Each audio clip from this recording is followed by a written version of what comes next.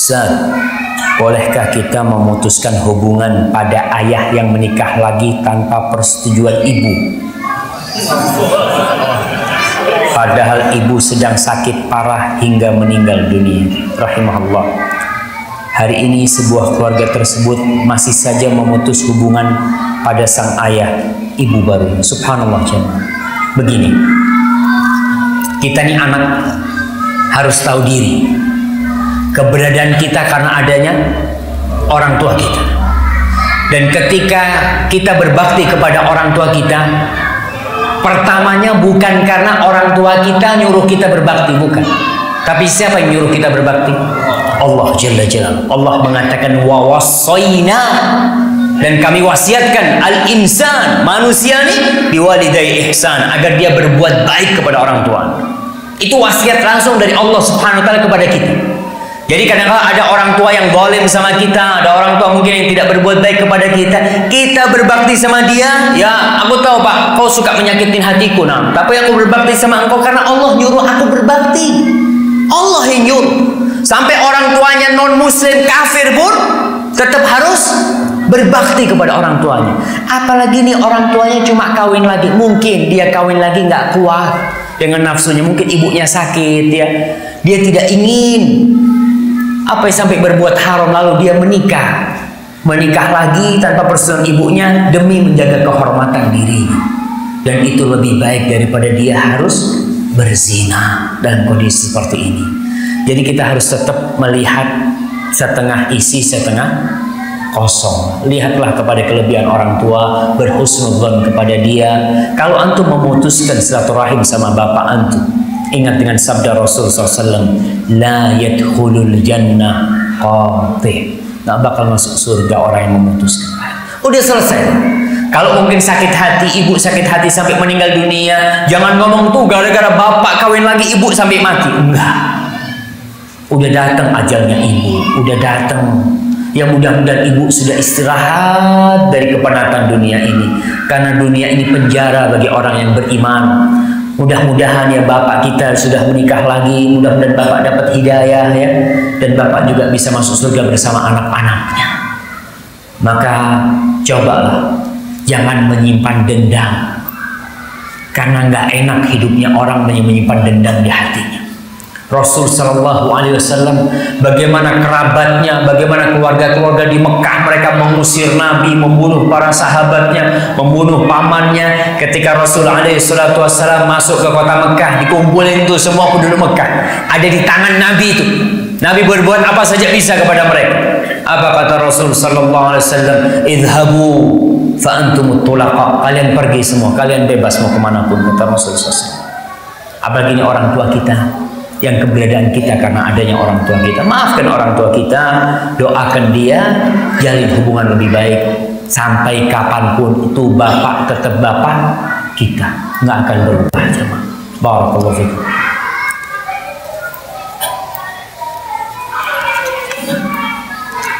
Assalamualaikum Ustaz. Ayah saya usia 77 tahun dan sakit tumor usus. Allahumma shfihi, Allahumma shfi mardana wa mardal muslimin. Kita memohon kepada Allah agar Allah menyembuhkan orang-orang yang sakit di antara kita, bapak ini dan semua keluarga-keluarga kita dari kaum muslimin. Allah sembuhkan mereka. Ayah saya tiada hari tanpa ngomel dan mengeluh tentang sakitnya, juga tentang hal-hal yang lain ini itu. Padahal kami anak-anaknya sudah menasehati agar bersabar. Bahkan saya sering memutar kajian para ustadz Rojak TV dengan volume yang keras, agar ayah saya bisa ikut tersentuh hatinya dan mau berubah, lebih sabar dan menerima takdir. Karena saya takut bila Allah telah mengambil beliau untuk pulang, maka hanguslah semua amalan ibadah ayah saya. Mohon nasihatnya Ustaz kepada saya biar nanti saya sampaikan kepada orang tua. Subhanallah ya. Banyak di antara kita yang memandang kepada penyakit itu dengan pandangan negatif. Apalagi kita nggak bisa berbuat apa-apa. Itu sudah terjadi. Bagaimana seorang muslim menghadapi hal itu? Dunia ini nggak ada artinya. 70 tahun, 80 tahun selesai. Fir'aun berapa tahun hidup di dunia? Sebagian ulama mengatakan dia hidup 98 tahun atau 100 tahun dia hidup. Fir'aun. Kemudian hidup di kuburnya berapa tahun? Ribuan tahun. Dan Allah mengatakan tentang mereka, anna yu'raduna 'alaiha ghuduwan wa 'ashiyya. Tiap hari itu neraka ditampakkan pagi dan sore kepada mereka. Jadi kenikmatan dia di istananya cuma 100 tahun, anggap 200 tahun, ribuan tahun disiksa. Maka katakan kepada orang tua kita, ya dunia ini ya nggak akan lama, kita ada kehidupan yang lebih abadi. Kita lihat Rasul SAW 63 tahun hidup di dunia, di kuburnya hidup berapa tahun beliau? 1425 tahun, lama beliau di sana. Jadi insya Allah ini yang terjadi dengan ayah, akan menghapuskan dosa-dosa ayah. Ayah mengeluh pun ayah nggak akan sembuh. Mintalah kepada Allah Subhanahu Wa Taala. Sampai ada yang mengatakan, Ibnu Hibban Al-Busti dalam kitabnya Al-Adhkiyah, dia mengatakan, alal aqil alla yaghtam fa innal ghamma la yanfa'. Orang yang berakal tuh nggak boleh, seharusnya dia itu nggak boleh dia mengeluh, dia galau. Kenapa? Karena mengeluh dan galau itu la yanfa, nggak ada gunanya. Apa kalau kita mengeluh, oh sembuh, ya alhamdulillah kalau bisa sembuh kan. Kita mengeluh terus, yang ada ngeluh terus, yang ada sakit hati. Maka katakan kepada dia bahwasanya, kita lihat Nabi Ayub alaihissalam berapa tahun dia hidup dalam penyakit. Tunjukkan kepada ayah kita nikmat-nikmat yang Allah berikan kepada dia, ya. Ajak ayah untuk mengunjungi orang-orang yang sakitnya lebih parah dari ayah kita. Dia lihat dia sampai seperti ini, maka insya Allah mudah-mudahan dia akan bisa mensyukuri nikmat Allah Subhanahu Wa Taala. Karena wasiat Nabi kita alaihi salatu wassalam, unzuru ila man huwa asfala minkum wa la tanzuru ila man huwa fawqakum fahuwa ajdaru an la tazdaru nikmatallah alaikum. Lihatlah kepada yang di bawah kalian, jangan melihat kepada yang di atas kalian, ya. Lihat, katakan kepada ayah, ayah alhamdulillah tangannya masih bisa bergerak. Ada orang yang terbakar wajahnya, tangannya terbakar, dia hanya di tempat tidur, ayah. Katakan, ya, tunjukkan kepada itu, karena dengan melihat ke bawah itu akan menumbuhkan rasa syukur kita kepada Allah Subhanahu Wa Taala. Ustaz, saya kerja di negeri kafir, Angola, Afrika, dan bos saya juga kafir. Bagaimana hukumnya? Ya, berkaitan dengan hal ini tadi, syarat-syarat tadi, kalau dia bisa menegakkan agama Allah SWT di tempat itu, insya Allah itu anak-anak rame. Baik, sampai mana gitu? Tadi syarat-syaratnya kan, yang pertama harus dia bisa menjaga keimanan dirinya di sana. Kemudian dia bisa yakin, dia bisa ya nggak tergoda dengan fitnah-fitnah yang ada di sana. Yang kedua, dia harus bisa menegakkan, menampakkan syariat Allah di sana. Karena ada saudara-saudara kita yang hidup umpamanya di Korea katanya, itu nggak bisa sholat, mah nggak boleh sholat di kamar mandi. Sebagian mereka subhanallah, nggak boleh dia tinggal di tempat seperti itu. Dia harus tinggalkan tempat itu. Apalagi dia berada di tempat itu demi apa? Demi sesuap nasi, cuma demi makan dia seperti itu. Dia korbankan agamanya hanya untuk 70 tahun hidup di dunia seneng, tapi di akhirat hidup di dalam api neraka. Na'udzubillah min dzalik, ya. Terus pas Natal bos mengucapkan Natal kepada kami, gimana caranya? Ya kalau bos mengatakan selamat Natal, ya katakan lakum dinukum waliyadin. Ya selamat Natal, ya lakum dinukum waliyadin. Kan dia nggak ngerti kan dia, ya syukron gitu kan. Ya untuk menghormati, untuk katakan lakum dinukum waliyadin, itu bahasa di tempat kita. Bilang sama bos kita biasanya di tempat kita mengatakan itu gitu kan.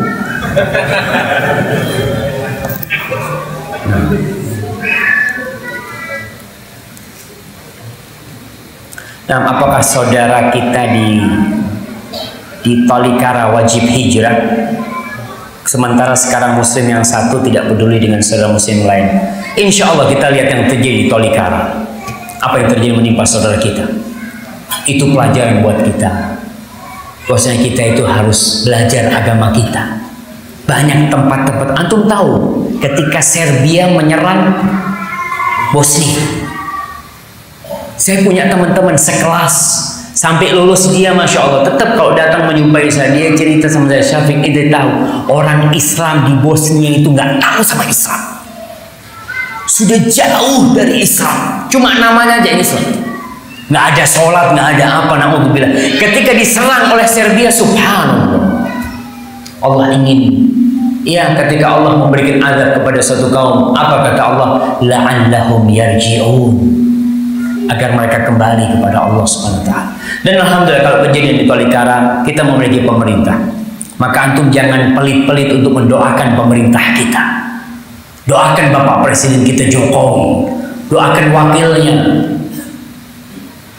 dan doakan menteri-menterinya, semoga Allah Subhanahu wa taala menjaga mereka dari godaan syaitan dan memberikan petunjuk kepada mereka.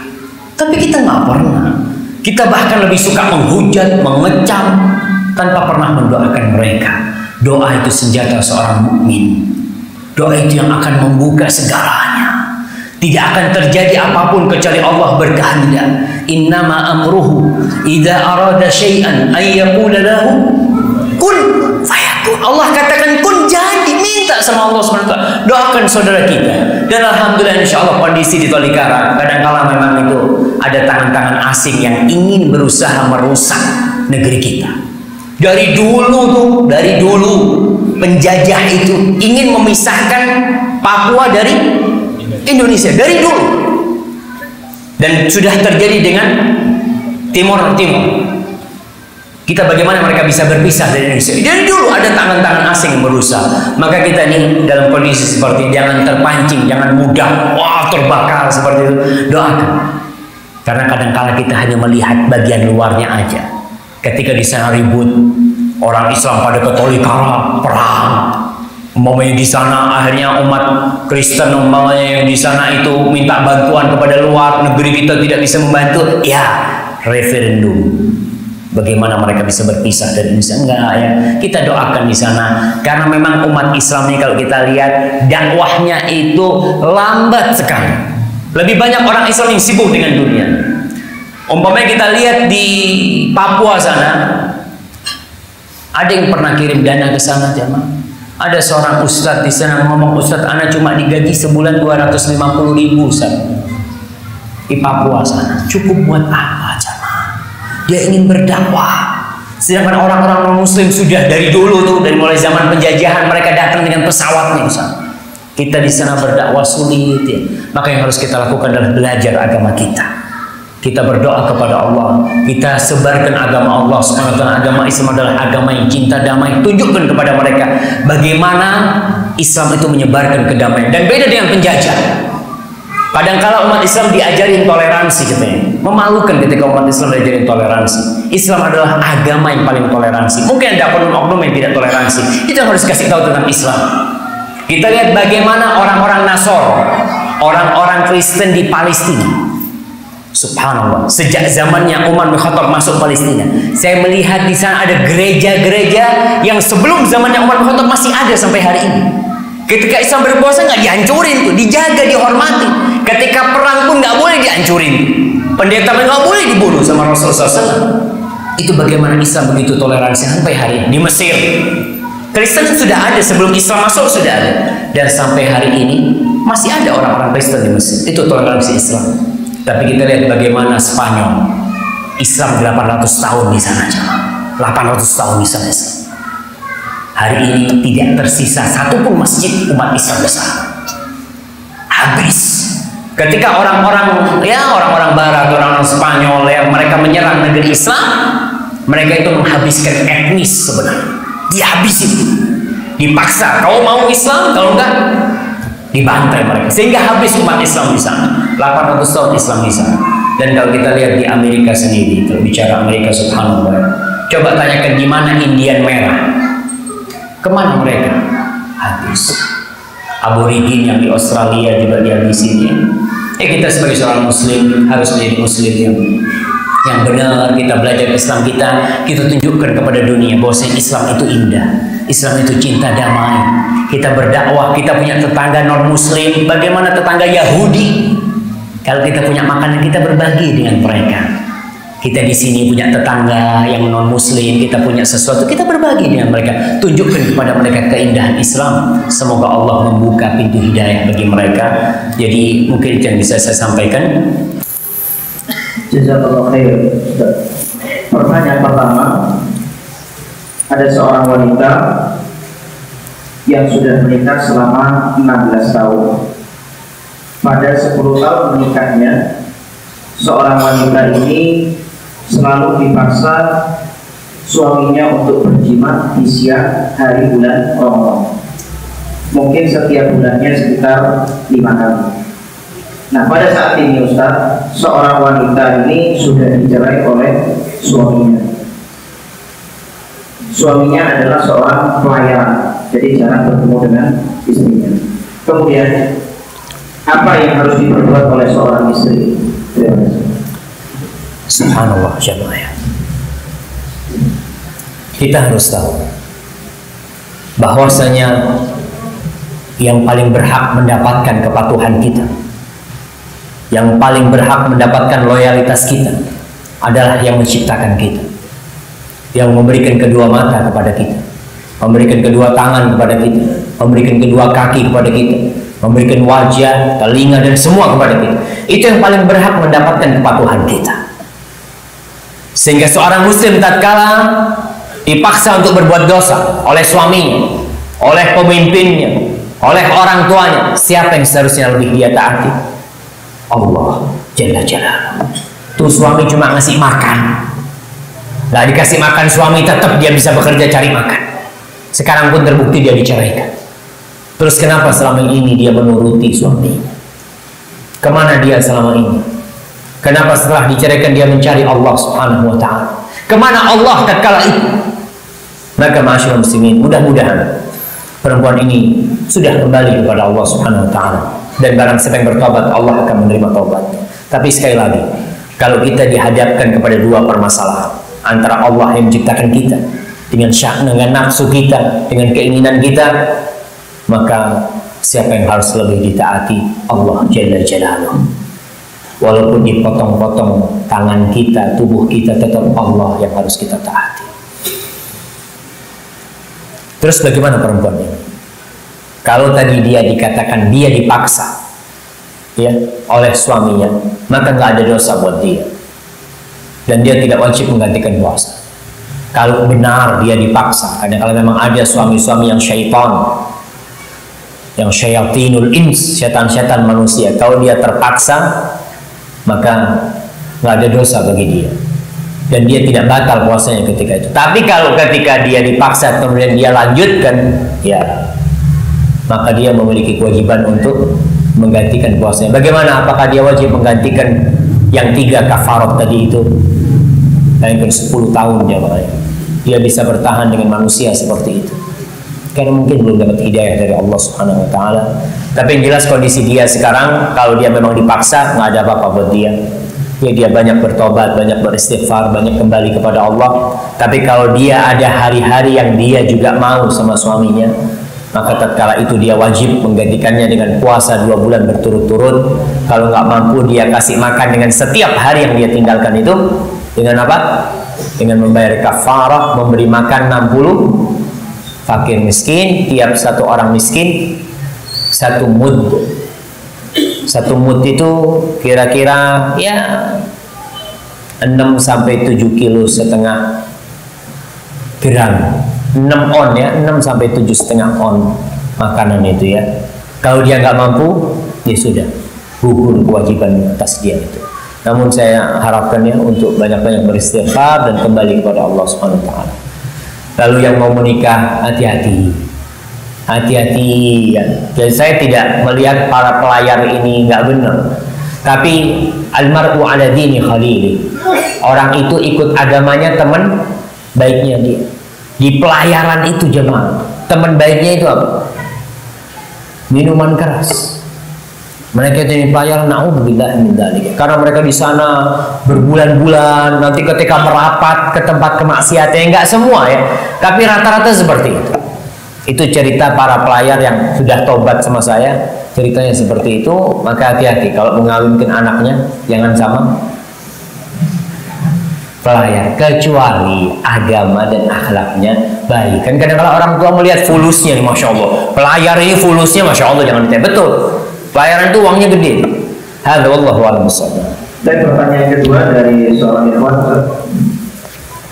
ibu saya mempunyai usaha kue. Ketika di 10 hari terakhir bulan Ramadan, mana yang lebih diutamakan? Membantu ibu atau beriktikaf? Dan apa boleh ketika iktikaf membawa HP? Masya Allah. Nah, sekarang ada dua hal, iktikaf dan berbakti sama orang tua. Mana yang lebih utama? Berbakti sama orang tua. Berbakti sama orang tuanya. Kalau memang orang tuanya nyuruh membantu dia, jangan iktikaf. Karena perintah kedua setelah tauhid adalah berbakti kepada orang tua kita. Apalagi cuma iktikaf yang sunnah, maka nggak apa-apa kau tinggalkan untuk sesuatu yang wajib, bantu ibu. Tapi dalam waktu membantu itu usahakan lisanmu jangan pernah kering dari zikrullah tabaraka ta'ala. Mungkin masukkan kue ya. Bayangkan kalau antum disuruh masukkan kue ke tempat, ke toples ya, jumlah kuenya itu 1000, dan dengan setiap kue yang antum masukkan antum bersalawat, Allahu Akbar, Allahumma sholli ala Muhammad, Allahumma sholli ala Muhammad. Tapi hati-hati jangan sampai masuk ke sana. Ludahnya itu Allahumma sholli ala Muhammad. Ya, kita mungkin. Baik. Kemudian mana yang apa boleh orang iktikaf bawa HP? Bawa HP nggak apa-apa.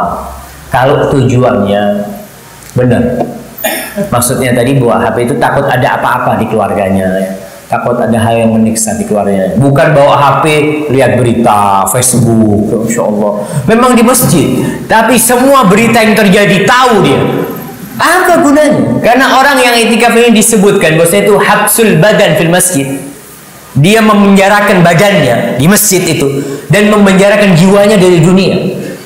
Jadi dia benar-benar fokus kepada pencipta dia, Allah Subhanahu wa taala. Hakadha wallahu a'lam. Dan kemudian pertanyaan selanjutnya dari Ahmad Ustaz. Ustaz tolong jelaskan, kenapa di bulan Ramadan masih saja ada yang berbuat maksiat, sedangkan jin, syaitan sudah dibelenggu saat Ramadan? Masya Allah. Baik, Anda mau kasih contoh supaya kita bisa membayangkan gimana sih kalau ada si A ini orang baik gitu kan, diganggu sama si B, diganggu terus sama si B selama setahun diganggu, akhirnya jadi nggak bener. Ketika si B mati, apa si A jadi bener? Nggak ada yang ganggu nih, si B udah nggak gangguin si A, apa si A jadi bener? Enggak, dia mungkin udah jadi setannya dia. Kan memang ada syayatinul insul jin, ada setan-setan dari bangsa jin, dari bangsa manusia. Jadi setan selama 11 bulan godain kita jemaah. Oh, terus godain kita. Dia sebulan istirahat, sudah ente jalan sendiri aja ente. Ana nggak perlu godain ente. Sudah. Dia sudah terbiasa dengan dosa itu. Nafsu dan syahwat dia sudah menggiring dia kepada dosa itu. Nggak perlu bisikan setan, dia pun berbuat dosa. Jadi itu maksudnya setan itu pengkondisian. Maksudnya kau sudah tidak ada godaan dari luar. Godaan dari dalam dirimu tetap ada di diri kita. Namun tetap kemaksiatan di bulan Ramadan itu berkurang apa bertambah? Berkurang. Masjid lebih penuh apa lebih sepi? Lebih penuh. Tempat kemaksiatan lebih ramai apa lebih sepi? Kafe-kafe, ya alhamdulillah pemerintah kita sebagian kafe ditutup ya, seperti itu. Kita melihat Ramadan memang benar-benar pintu surga dibuka, pintu neraka ditutup, setan dibelenggu. Setan dibelenggu. Ada yang mengatakan dari sabda Rasul, maradatul jin, jadi setan-setan yang top-topnya. Kalau anak buahnya tetap jalan gitu kan. Tapi bos-bosnya udah nggak bisa godain. Tapi tetap kita kalau 11 bulan sudah dilatih sama setan berbuat dosa, udah dilatih ini ke tempat kemaksiatan gitu kan. Terus tiap hari. Bulan Ramadan berhenti setannya. Dia berangkat enggak dia? Berangkat. Karena nafsunya sudah terbiasa dengan dosa itu. Hadza wallahu a'lam bishawab. Selanjutnya Ustaz. Assalamualaikum warahmatullahi wabarakatuh. Waalaikumsalam. Ustaz, kita sering mendapati sebuah pertanyaan mengenai bagaimana orang yang puasa tetapi tidak sholat. Mereka tidak sholat karena asyik tidur. Katanya tidur di bulan puasa itu bernilai ibadah. Tolong Ustaz jelasin mengenai pertanyaan itu dan mengenai tidur dalam bulan puasa itu bernilai ibadah. Syukur. Masya Allah. Barakallahu fiik. Rasul sallallahu alaihi wasallam mengatakan, "Al-ahdu alladhi bainana wa bainahum as-shalah. Faman tarakaha faqad kafar." Perbedaan kita sama orang-orang kafir ini di mana? Di salat. Barang siapa meninggalkan salat maka dia telah kafir.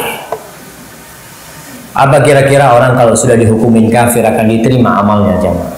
Wallahu a'lam. Kalau kita lihat memang ada perbedaan di antara para ulama, apakah yang meninggalkan sholat itu dibunuh kafir, dibunuh murtad, atau dibunuh sebagai hukuman buat dia. Kalau Al-Imam Ahmad bin Hanbal, orang yang meninggalkan sholat itu ketika mati, puasa nih tapi nggak sholat, ketika mati dia nggak perlu disolati, nggak perlu dikuburkan di pemakaman orang Islam. Di mana dikuburkan? Di jurang aja, untuk bikin jurang tempat pembuangan sampah situ, sudah lemparkan ke sana. Bagaimana dia selama ini nggak pernah sholat, masa kita suruh nyolatin dia?